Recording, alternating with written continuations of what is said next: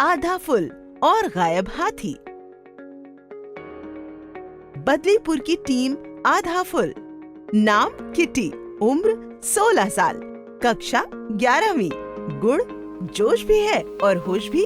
Kitty के लिए कुछ भी इम्पॉसिबल नहीं। नाम अदरक, उम्र 15 साल, कक्षा 7वीं के बाद स्कूल छोड़ दिया।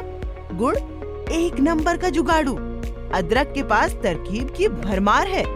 नाम तारा, उम्र 12 साल, कक्षा 7वीं। गुण जानकारी की चलती फिरती किताब। तारा कभी झूठ नहीं बोलती। तीनों बदलीपुर में रहते हैं। तीनों को जासूसी करने का बड़ा शौक है। बदलीपुर में कुछ भी होता है तो तीनों पहुंच जाते हैं केस को सुलझाने। इन तीनों ने मिलकर एक टीम बनाई है जिसका नाम है आधा फुल। बदलीपुर में विवेक नाम का एक लड़का रहता था। वो अपने रंग रूप से बिल्कुल भी खुश नहीं था। हरदम उदास रहता था। मैं कितना मोटा हूँ, काश मैं खूबीलाल जैसा दिख पाता। खूबीलाल एक महावत था।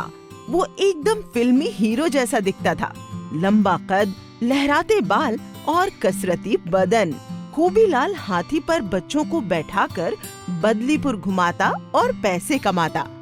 खूबीलाल हाथी को चराने के लिए उसे विवेक के खेत में छोड़ देता, जहाँ हाथी दिन भर चरता और शाम को घर लौट आता। ए हाथी, मेरे हाथी को अच्छे से चराना। खुद की तुलना खूबीलाल से करते करते विवेक और उदास रहने लगा। विवेक इच्छा करने लगा कि काश वो भी खूबीलाल जैसा दिखता। मैं खूबीलाल जैसा दिखता तो वो मुझे कभी हाथी नहीं कहता। वो अच्छा दिखता है, इसीलिए सब उसे पसंद करते हैं और वो खुश रहता है। एक दिन खूबीलाल रोता हुआ आधा फुल के पास आता है।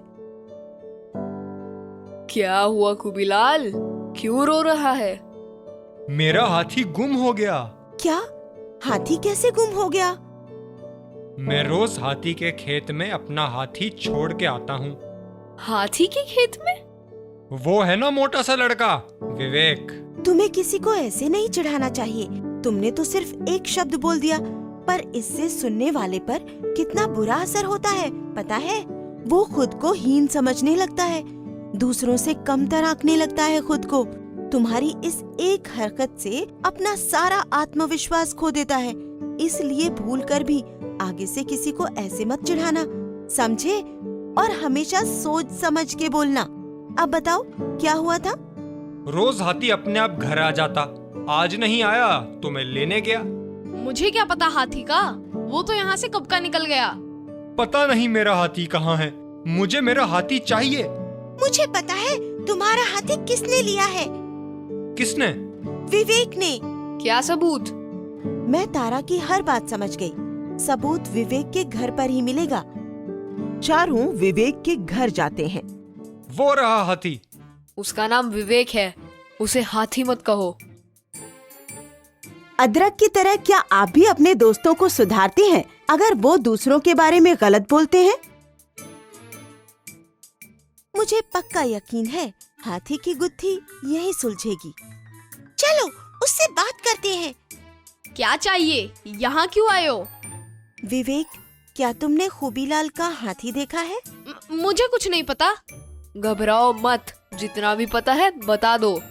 विवेक तेजी से भागने लगता है। किट्टी, अदरक उसको दौड़कर पकड़ते हैं। भाग क्यों रहे हो? हमसे बात करो। देखो, खूबीलाल की बॉडी और बाल कितने अच्छे हैं। तुम्हें नहीं पता कि मुझे कैसा लगता है जब वो मुझे हाथी कहकर बुलाता है। ऐसे में मैं अपनी तुलना खूबीलाल से कैसे ना करूं? मैं तो उसके जैसा गोरा भी नहीं हूँ, अदरक जैसा सांवला हूँ। मैंने खूबीलाल जैसा दिखने की बहुत कोशिश की। पाउडर लगाया, जेल लगाया, बाल सेट किए, फिर भी वैसा नहीं बन पाया। खूबीलाल ने मेरे जले पर नमक छिड़कने का काम किया है, मुझे हाथी कहकर चिढ़ाया है। विवेक की बात सुनकर किट्टी, तारा, अदरक भी उदास हो जाते हैं। किसी को ऐसे चिढ़ाना गलत है, ऐसा बिल्कुल नहीं करना चाहिए था खूबीलाल को। मैं खूबीलाल जैसा ना दिख पाने के कारण खुश नहीं रह सकता, तो उसको तो अपने जैसा उदास बना सकता हूँ। यही सोचकर मैंने हाथी छुपा दिया। विवेक की बात सुनकर सबको मामला समझ में आ जाता है। तो ये बात है। पर विवेक, तुम खूबीलाल जैसे नहीं दिखते तो उसमें उदास होने वाली क्या बात है? मैं सांवला हूँ और मैं भी कभी कभी अपनी तुलना दूसरों से करता हूँ, क्योंकि ये बहुत आम बात है। ऐसा सभी करते हैं, लेकिन मैं अपने आप को रोककर याद दिलाता हूँ कि हर एक इंसान अपने आप में खास है, और उसके बाद मुझे बुरा नहीं लगता। मैं चश्मा लगाती हूँ, किट्टी नहीं लगाती। पर मैं क्या सोचूं कि मुझे किट्टी जैसा दिखना है। मैं तारा हूँ और तारा ऐसे ही अच्छी है, किसी के जैसी नहीं, बस खुद के जैसी। विवेक, अपनी तुलना खूबीलाल से करके तुम खुद परेशान हुए ना। अगर कोई चिढ़ाता है तो जो भी तुम्हारे सबसे नजदीकी हो, जिस पर तुम भरोसा करते हो, उसको बताना चाहिए। अगर आप आधा फुल टीम का हिस्सा होते तो आप विवेक को ये बात कैसे समझाते? मुझे बात समझ आ गई। अब मैं अपनी तुलना किसी से नहीं करूंगा। मुझे अब समझ में आ गया है कि दूसरों के साथ अपने रंग, रूप की तुलना करना कितना हानिकारक हो सकता है। इससे रिश्ते बिगड़ सकते हैं। तुलना करके हम खुद और दूसरों को दुख पहुंचाते हैं। मुझे माफ कर दो विवेक, मैंने तुम्हें हाथी बोल के चिढ़ाया। मैं अब ऐसा कभी नहीं करूंगा। अब ये तो बता दे, हाथी कहाँ है? विवेक सबको खेत में ले जाता है। वहाँ गन्ने के बड़े से ढेर के पीछे हाथी खड़ा होता है। ये रहा हाथी, बहुत आराम से रखा है। मेरा प्यारा हाथी। अगले दिन फिर से बदलीपुर के बच्चे हाथी पर घूमने लगे। तारा, तुम्हें कैसे पता चला कि हाथी को इसी ने गायब किया? जब खूबीलाल ने कहा कि वो हाथी के खेत में हाथी को चराने ले जाता है, मेरा माथा ठनका। मुझे लगा मामला जरूर लुक्स का है। खुद की तुलना दूसरे के रंग, रूप, कद काठी से करने के नुकसान ही नुकसान है। खुद का आत्मविश्वास कमजोर होता है और हम खुद को दूसरों से कम समझने लगते हैं। हर एक अपने आप में खास है। सब में कोई न कोई ऐसा गुण है जो उसे दूसरों से अलग बनाता है। इसलिए ना तो खुद की तुलना किसी से करनी है और ना ही किसी को चिढ़ाना है।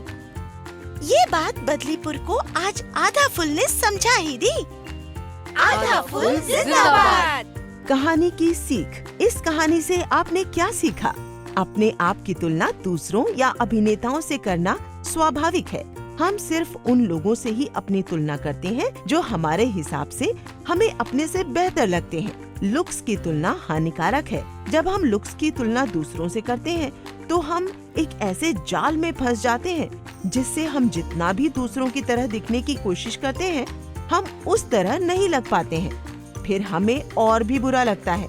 हमें देखकर हमारे दोस्त भी अपनी तुलना दूसरे लोगों से करना शुरू कर देते हैं। इससे ये होता है कि हम दूसरे लोगों की तरह के लुक्स यानी रंग रूप पाने, उनकी तरह दिखने का दबाव महसूस करते हैं। इस तरह सभी लोग जो अपने लुक्स की तुलना किसी और से करते हैं, वो इस जाल में फंस जाते हैं। दूसरों से अपने लुक्स की तुलना करना बेकार है। सब लोग अपने आप में अलग हैं। हमें एक दूसरे की तरह दिखने की कोशिश नहीं करनी चाहिए। हमें अपने अनोखेपन को अपनाना चाहिए।